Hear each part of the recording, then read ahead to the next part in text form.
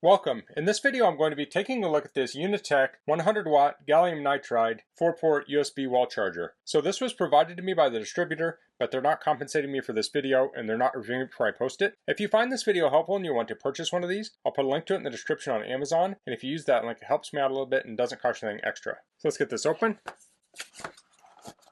So here we have the charger. Get the user manual out. Let's get the plastic off here.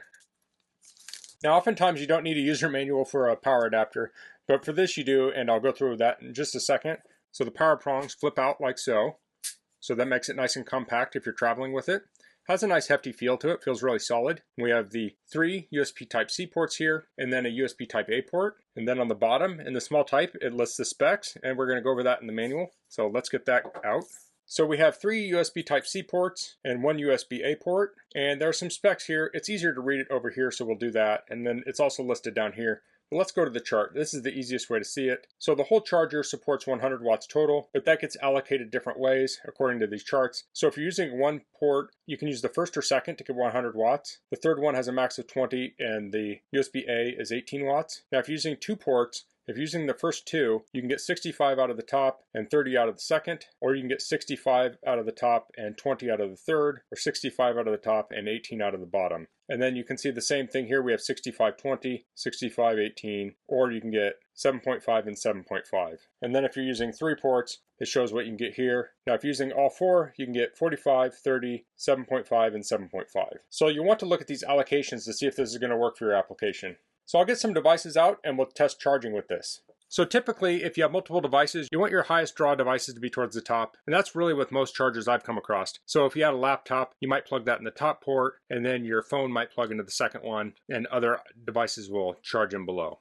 So I'm going to gather some devices and we'll test charging with this. Okay, so I have the charger plugged in here, and I have it plugged into a power meter, and it's drawing 0 watts when nothing's plugged into it. So it doesn't have a noticeable power draw on it. So let's get some devices to plug into this. Here I have my mid-2012 MacBook Pro, and here is my early 2015 MacBook Pro.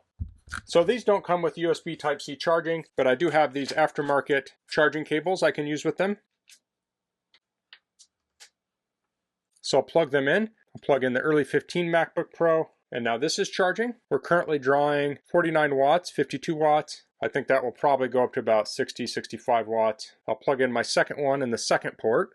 So now the second one is charging, and we're up to 75, 80 watts there. Next I'll plug in a USB Type-C cable, and I'll plug the other end into my Nintendo Switch, and now we have it charging. So finally I have this MacBook Air 2, and I have a USB Type-A cable. I'll plug that in. So here we have 2 MacBooks, a Nintendo Switch, and an iPad all charging at the same time. Now I showed that chart earlier, so the more things you have plugged in, it's going to drop the charging for everything. So right now it is down to around 40 watts of charging.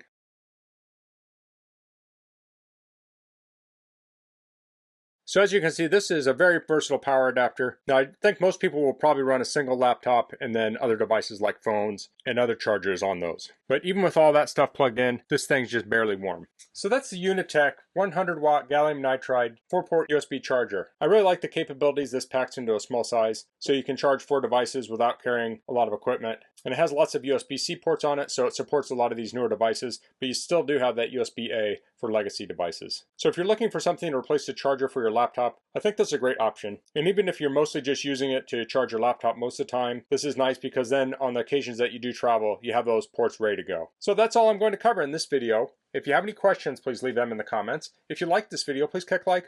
If you haven't subscribed to my channel, I'd appreciate it if you could do that. And thanks for watching. Until next time, goodbye.